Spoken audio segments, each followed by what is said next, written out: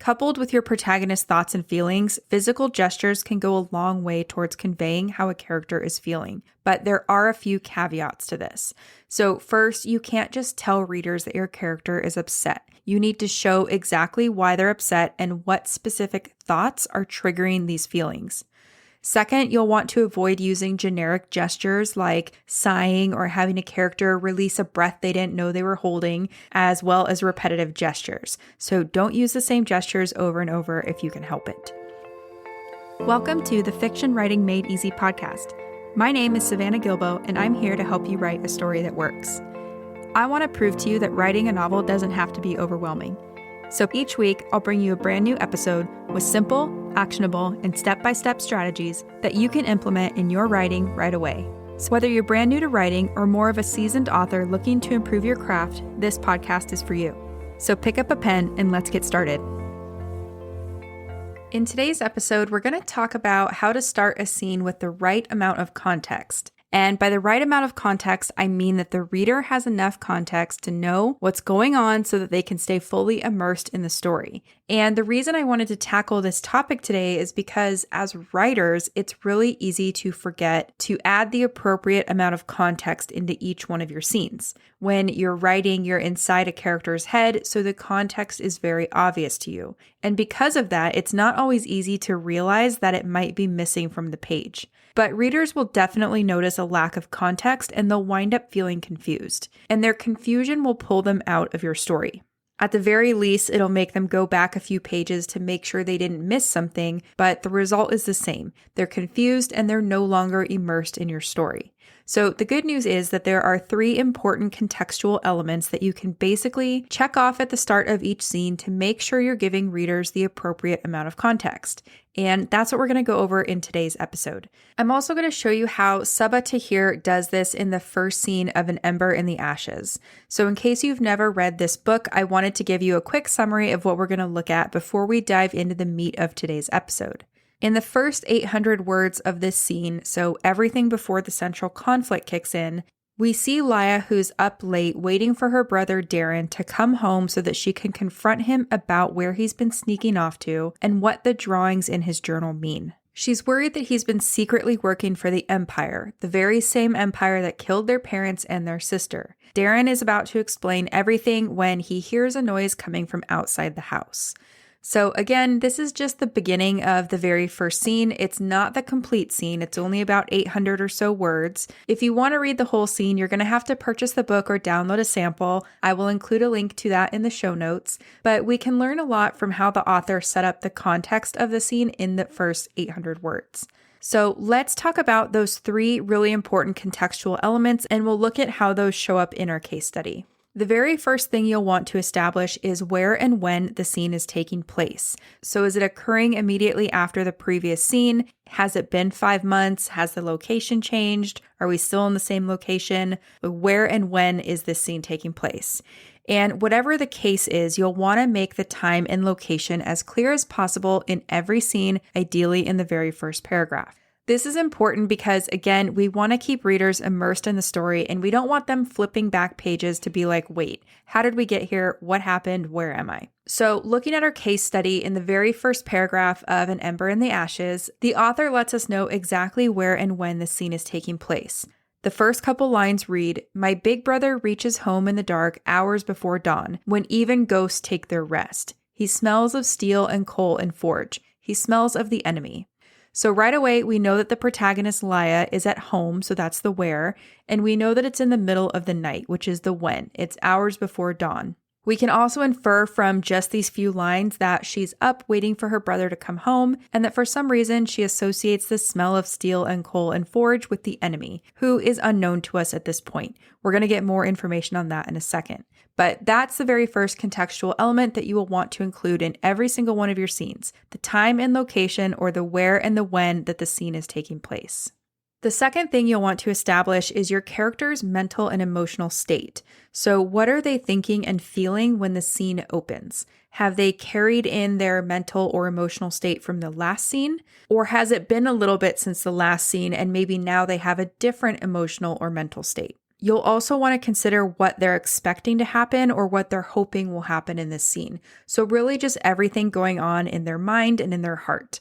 And this is important to establish at the beginning of each scene because it's going to help contextualize everything that happens in the rest of the scene. It's also going to help you write realistic behavior because you'll better understand what's fueling and motivating your character as they navigate the external events of the scene. And in general, there are two main ways you can show your character's mental and emotional state. Number one, you can let readers into your protagonist's mind and show their thoughts and feelings about whatever is affecting them. Number two, you can let your protagonist's behavior and physical gestures give insight into their mental and emotional state. Coupled with your protagonist's thoughts and feelings, physical gestures can go a long way towards conveying how a character is feeling. But there are a few caveats to this. So first, you can't just tell readers that your character is upset. You need to show exactly why they're upset and what specific thoughts are triggering these feelings. Second, you'll want to avoid using generic gestures like sighing or having a character release a breath they didn't know they were holding, as well as repetitive gestures. So don't use the same gestures over and over if you can help it.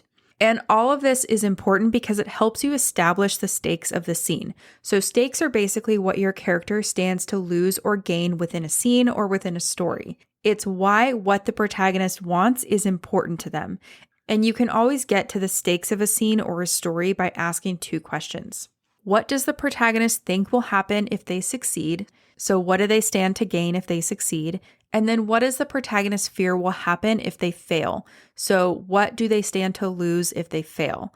And whatever your answer is, you're going to want to make it as specific as possible. So you don't want to say something like, my protagonist fears that they will feel failure, or something that's abstract, like she will feel like she doesn't belong anywhere.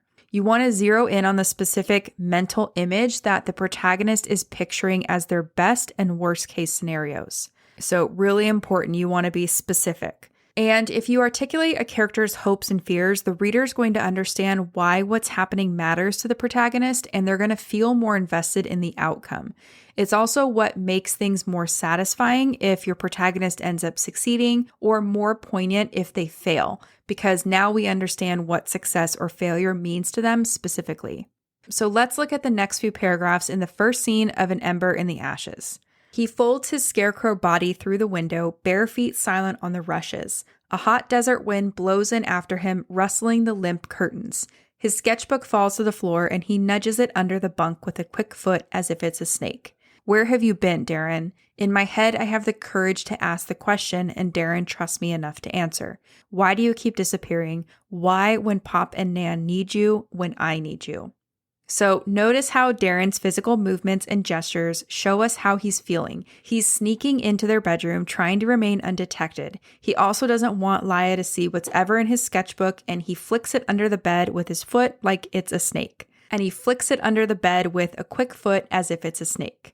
But Laya has already seen what's inside the sketchbook, and now she's lying awake waiting for him to come home because she's worried about him. So notice how we get to start to see her feelings and her thoughts as she's trying to muster up the courage to confront Darren. And we get all of this on the very first page of the book and of the scene. We're going to see this play out a lot more in a second too. But this is the second contextual element that you want to include at the beginning of each one of your scenes, your point of view character's mental and emotional state. You're also going to want to continue to show your character's thoughts and feelings throughout the scene, which again, we're going to see more of in a second. The third thing you'll want to establish is your point of view character's scene goal. So what does your character want and why does this matter to them? And a lot of writers have trouble with this one because there are really two different goals that you need to think about in each individual scene.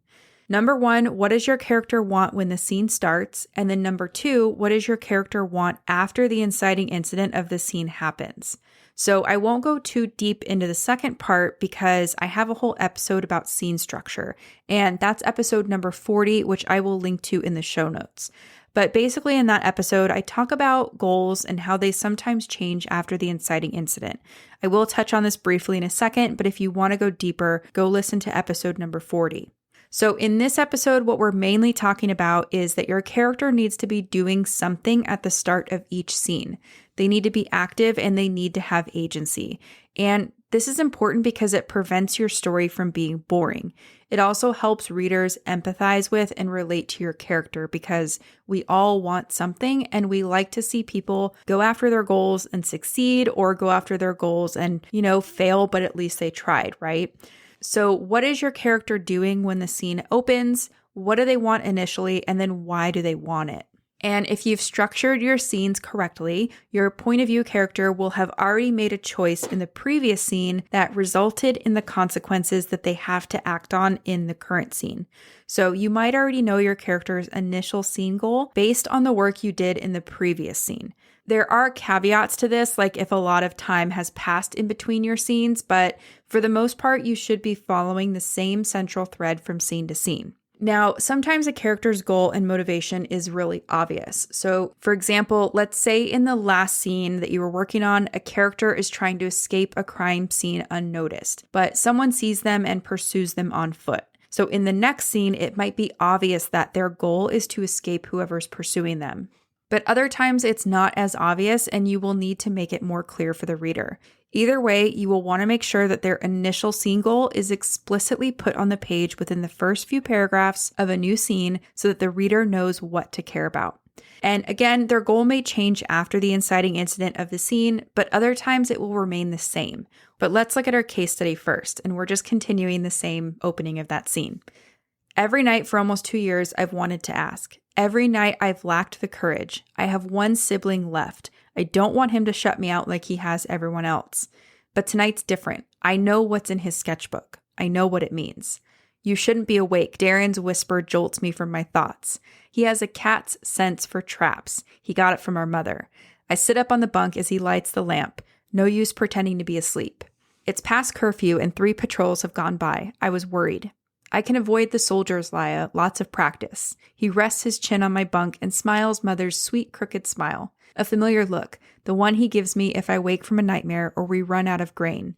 Everything will be fine, the look says. He picks up the book on my bed. Gather in the Night, he reads the title. Spooky. What's it about?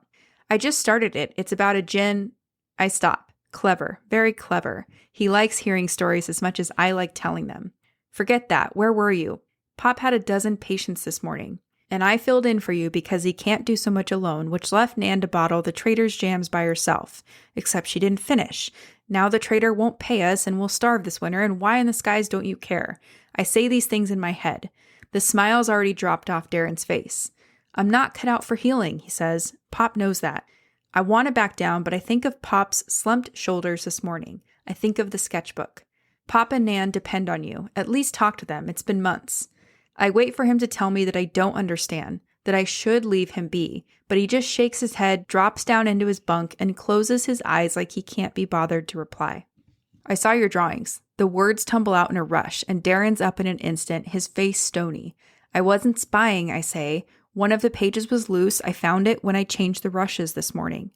Did you tell Nan and Pop? Did they see?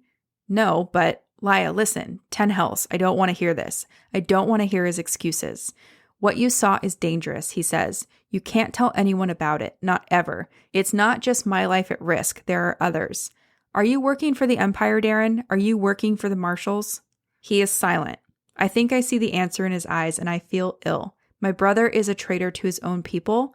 My brother is siding with the Empire. If he hoarded grain or sold books or taught children to read, I'd understand. I'd be proud of him for doing the things I'm not brave enough to do. The Empire raids, jails, and kills for such crimes, but teaching a 6-year-old her letters isn't evil. Not in the minds of my people, the scholar people. But what Darren has done is sick. It's a betrayal. The Empire killed our parents, I whisper. Our sister. I want to shout at him, but I choke on the words. The Marshals conquered scholar lands 500 years ago, and since then, they've done nothing but oppress and enslave us. Once the Scholar Empire was home to the finest universities and libraries in the world. Now, most of our people can't tell a school from an armory. How could you side with the Marshals? How, Darren? It's not what you think, Laya. I'll explain everything, but...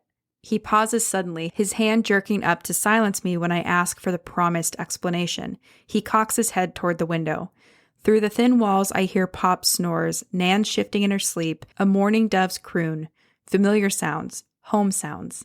Darren hears something else. The blood drains from his face. So we know Laya stayed up late to ask Darren where he's been sneaking off to and why he has certain drawings in his sketchbook. She wants to confront him and she wants answers. You can see from Laya's thoughts that she's not going to let this go. She is very determined to get answers. And from Darren's actions, you can tell that he's trying to avoid a confrontation with his sister. He doesn't want to tell her anything because he doesn't want her to be in danger either. So that's the third contextual element you will want to establish at the start of each scene. What your point of view character wants at the very beginning of each scene before the central conflict kicks in.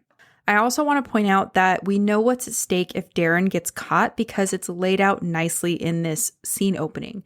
This is why Laya is so worried about him running around late at night. If she doesn't get answers to where Darren's been and why, she will continue to be tortured by his absence, and she might even lose him like she lost her parents and her sister. So remember earlier I said you want to be specific with the worst case scenario, and we see that in this example here. Laya is very worried about him being killed like her parents and her sister. And this is important because at the end of this example, remember we're only looking at the first 800 words in this scene, Darren hears a noise coming from outside the house, and we learn that it's the Empire conducting a night raid. So going into the central conflict of this scene, we already know what's at stake and what kind of people the Empire are. We know exactly what Laya is worried about happening. And this noise that Darren hears, or the Empire coming to do a night raid, this is the inciting incident of the scene because it kicks off the central conflict and it gives rise to a new scene goal for Laya. So now she wants to escape and survive this raid. Eventually, she's going to face a tough choice to either stay and help her family, risking her own life in the process, or she can run to save her own life, which means leaving her grandparents and her brother in the hands of the Empire. So that's kind of how the scene wraps up. And again, I'll put a link to this book in the show notes if you want to read it, but at the very least, you can check out a free sample on Amazon if you want to read the rest of this scene.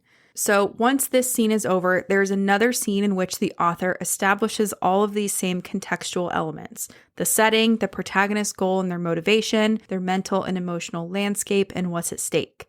Now imagine if we didn't have this setup or these 800 words that we just went over, and imagine if the story and the scene just started with a knock at the door. Without all of this context, we wouldn't be as invested in Darren or Laya's fate because we wouldn't really know what to care about. So I think this is a great example of a story that starts with action, but that also gives us the right amount of context to pull readers straight into the story. Now, establishing the proper amount of context like this at the beginning of a new scene might feel tedious or like you're laying it on too thick or being too obvious. But trust me, it's crucial if you want to keep readers engaged and following the story. If you don't ground the reader at the start of each scene by establishing the appropriate amount of context, you run the risk of confusing them and pulling them out of your story. If the reader doesn't know what's happening, where it's happening, or why something's happening, they're going to fill in the blanks themselves, which can lead to misunderstandings and further confusion. And confused and disengaged readers put books down and they don't come back to them. So keep these 3 contextual elements in mind and put them in place at the start of each scene. If you do that, the reader will feel well-oriented within the scene and they'll care much more about whether the protagonist will succeed or fail. So they will want to keep turning the pages to find out. Now, let's do a very quick recap of the key points before I let you go. Key point number 1 is that you want to make sure you have enough context at the start of each one of your scenes, because without the appropriate amount of context, a reader is going to feel confused and their confusion will pull them out of the story, which is not ideal. We want them to be immersed in our story. Key point number 2 is that there are 3 things you want to establish at the start of each scene. So that is, where and when is the scene taking place? What is your protagonist thinking and feeling, or what is their mental and emotional state? And number 3 is, what does your protagonist want and why? In most cases, you'll also want to touch on what's at stake if they succeed or fail as well. So if you set those things up in the start of each one of your scenes, your reader should feel appropriately grounded and engaged. Key point number 3, and this is kind of a recap of the whole idea of what we talked about today, but basically, everything we talked about in this episode is the setup of each one of your scenes. So after you've set the stage and set up these 3 contextual elements, you're going to want to bring the central conflict into your scene. And you can do that by using the scene structure that we talk about in episode number 40. So I will link to that in the show notes, but basically, But basically, the central conflict comes in, which may give rise to a new goal or an adjusted goal. And then your protagonist will face a tough decision at some point in the scene that moves the story forward. And again, you can hear all about that in episode number 40. So I will link to that in the show notes for you. But seriously, if you put these 3 contextual elements with the scene structure that I talk about in episode number 40, you will start to produce very strong scenes. And people ask me all the time, what is the number one piece of advice you'd give writers? It's always to learn how to write a scene that works. Because you've probably heard me say this before, but if you can write a scene that works with a nice arc of change, then you can write a story that works with a nice arc of change. So just keep that in mind. So that's it for today's show. As always, I want to thank you so much for tuning in and showing your support. If you want to check out any of the links I mentioned in this episode, you can find them over at savannahgilbo.com/podcast. And if you haven't done so already, make sure you subscribe to the show because there's going to be another brand new episode coming out next week. If you're an Apple user, I'd really appreciate it if you took a few seconds to leave a quick rating and review. Your ratings and reviews tell iTunes that this is a podcast that's worth listening to. And in turn, that helps this show get in front of more fiction writers just like you. So that's it for today's show. I'll be back next week with a brand new episode. Until then, happy writing.